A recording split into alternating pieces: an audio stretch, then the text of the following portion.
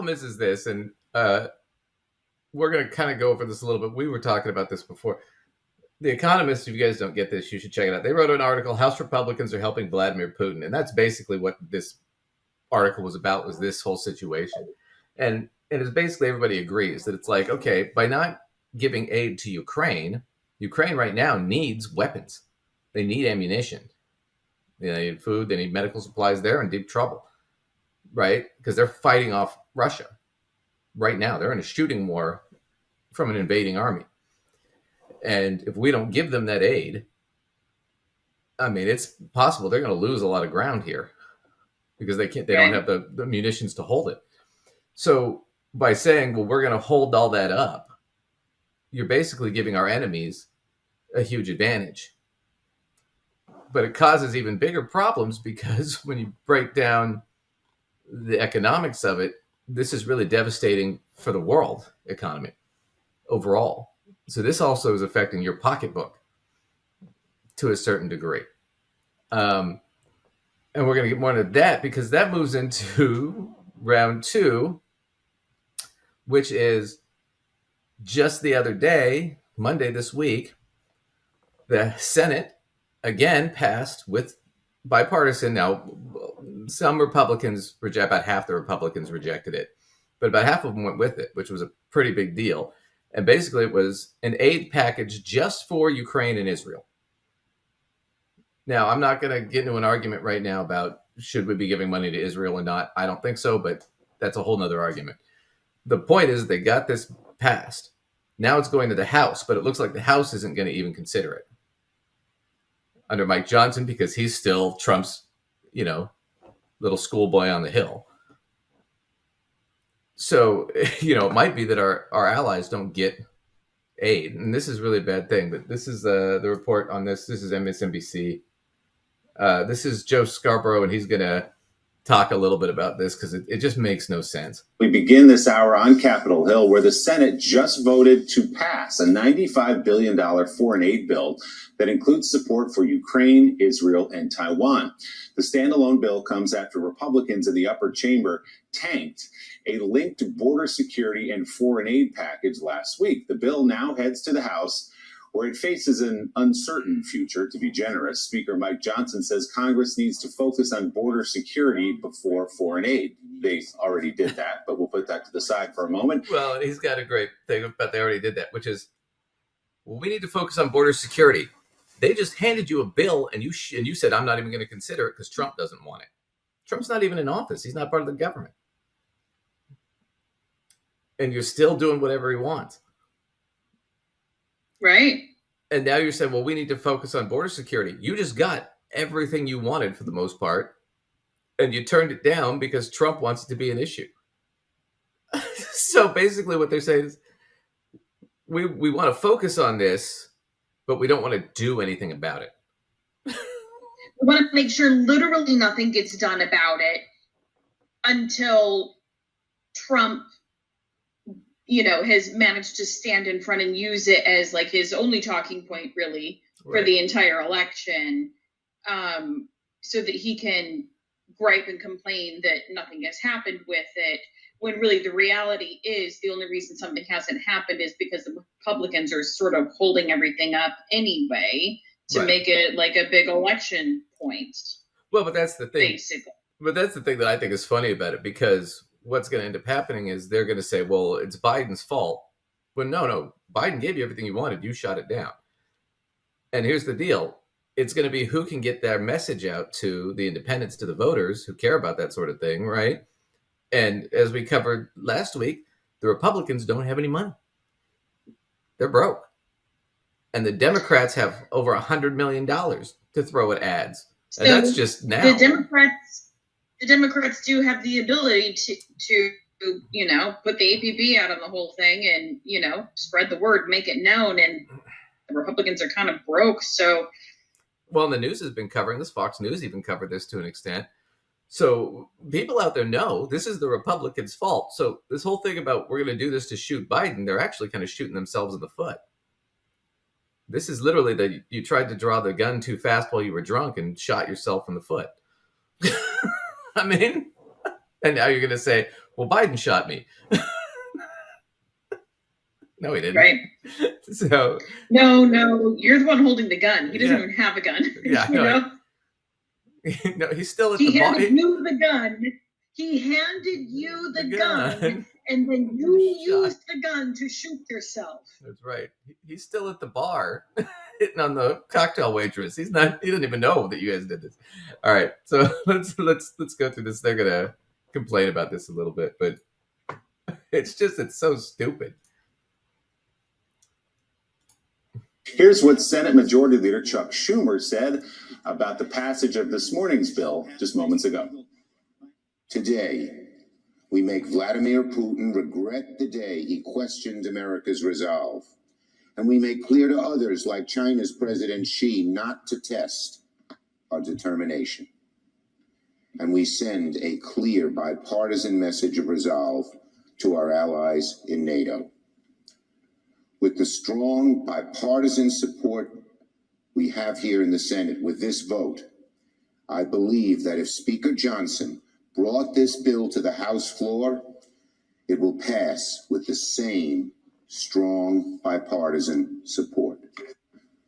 All right, Joe. So 70 votes is a sizable chunk of the United States Senate passing this foreign aid bill. $95 billion. Ukraine, Israel. It'll be Gaza humanitarian assistance, and also, of course, Taiwan and other partners in the Pacific. So what we've heard from some of the senators is that they want border security before they want to help foreign countries. They just participated in a process in the United States Senate where Republican Senator James Lankford gave them just that.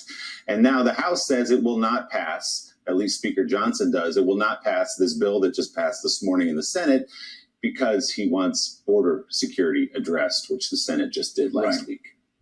Right. Well, it's mind-boggling. You have in the United States Senate one of the most conservative senators, James Lankford, pass the toughest border security bill, or put together a bipartisan plan to pass the toughest border security bill in well over a generation, a tougher bill than Republicans could ever dream of getting in the future. And Republican senators said no because Donald Trump told them to say no. You have the Senate. So it's all just hypocritical bullshit. He's right. So it's stupid. Don't pretend you want this border security thing when you really don't really want it. No.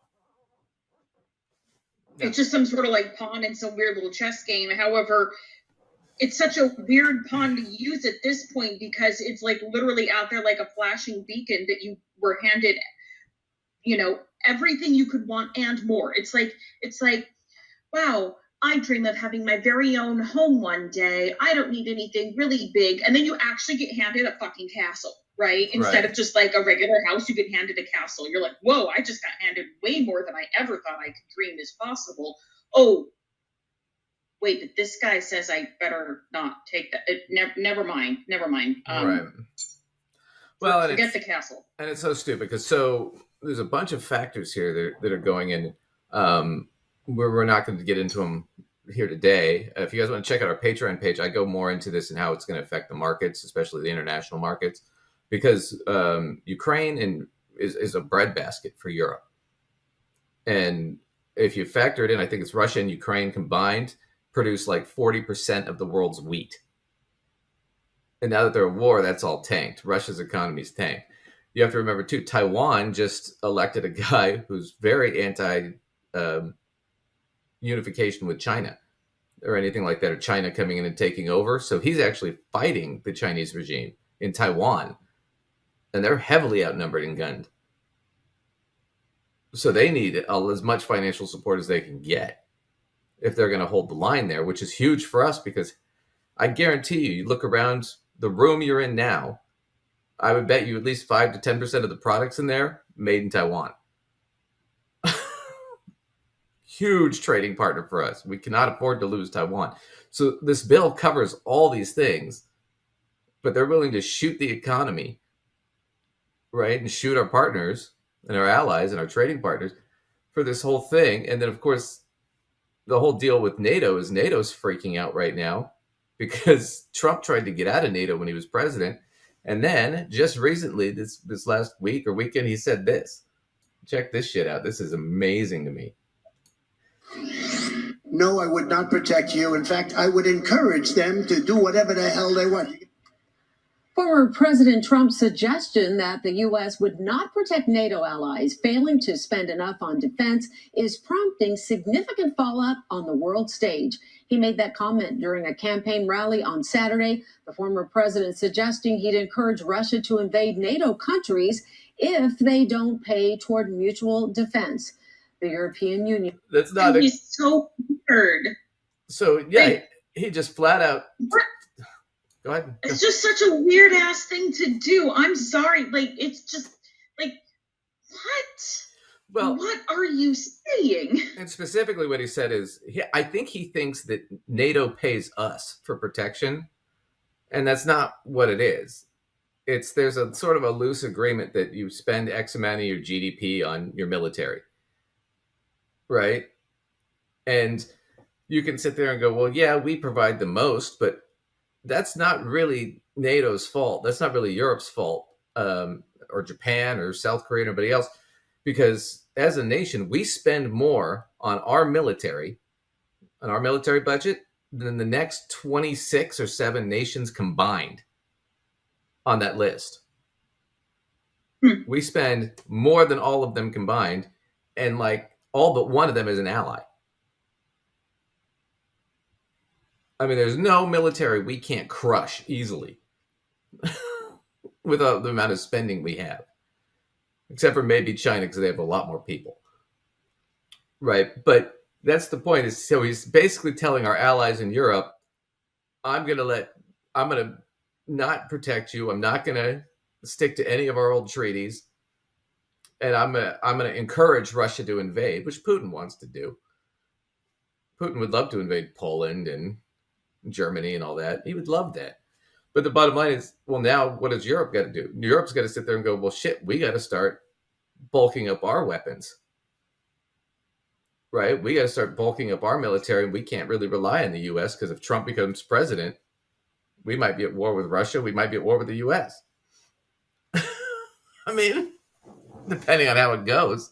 I mean, so this is like, and then Taiwan's going to be in deep shit.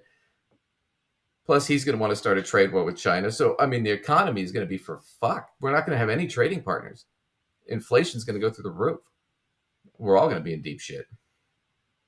I mean, it's just, the whole thing's insane. I mean, why are you pissing on your biggest trading allies? It doesn't make any sense to me. But, yeah, I don't know what else you had to add to that, but that's kind of what's going on right now in global news. I get more into this. Check it out on Patreon. I'll get more in much more detail on what's going on and how it's going to affect markets and potentially the economy. But yeah, just it's crazy shit. But it's like, that's why. Yeah. Gosh, America, you let him all in, and you were literally signing your own wallet up for a huge disaster. Well, not just, I mean, all kinds of other problems. You never know. I mean, for sure. Yeah. You know, he could try to use the military on us. He's tried that before. You know, I was in Portland. They sent ICE down here to shoot rubber bullets at people and stuff. I mean, I got tear gas and I was just walking home from work. You know, and they're tear gassing people in drum circles. Nobody's armed. Nobody's rioting. It was the weirdest fucking thing. They might be high as a kite and smoking a lot of weed, but they're not armed. Well, you know what's funny is all these because all these people were out there protesting, but it was a lot of young people. What happened was the parents started to show up, the Gen X and the baby boomers, and they did like the wall of moms where all these women who were mothers, you know, linked arms, and stood between the protesters and the cops so that ICE wouldn't shoot. And they still shot some of those women, you know, with rubber bullets. And then a bunch of guys showed up with leaf blowers, like middle-aged guys with leaf blowers. And when they would launch tear gas, these guys would blow it back at the cops. I mean, that was and it's like, is it really worth the weapons? So yeah, I mean, the whole thing is fucking crazy. I mean, go with what it is. But I don't know if you had anything else to add to that, but we'll move on. No. Let's move on. All right. Well.